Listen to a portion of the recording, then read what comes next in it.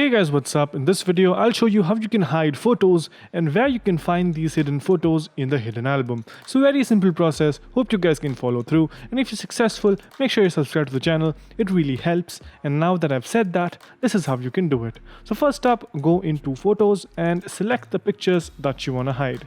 Let's say I want to hide this video. You can see there is an option if I long press on it, but if you want to hide multiple photos at a time, just click on select on the top right corner, and once you tap on that, let's say I want to hide these three items. Once I tap on all the three of them, tap on the three dots on the bottom right corner. Once you tap on that, you can see an option which says hide. Just click on hide. And that's it. Now the photos are hidden and they are not available on the main album. If you want to view them, you can scroll down and under utilities, you can see a section which is called hidden. That's where all the hidden photos are there.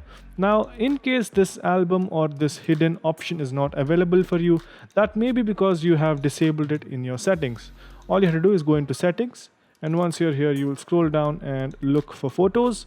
Once you're in photos, you can scroll down and see where it says show hidden album. If you want that album to really stay hidden, just uncheck this option, and now those photos cannot be viewed from the Photos app. You will have to again come back to the settings app, check this option,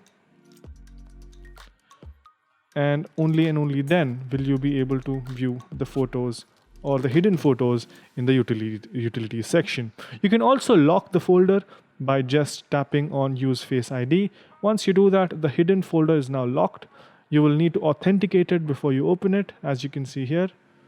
It's a neat trick. You can use it if you want to. But yeah, that's pretty much it. Hope you guys found this video helpful. If you did, make sure you subscribe to the channel, like the video, and also comment down below on what next videos we should make. So that's pretty much it. Thank you for watching. Bye-bye.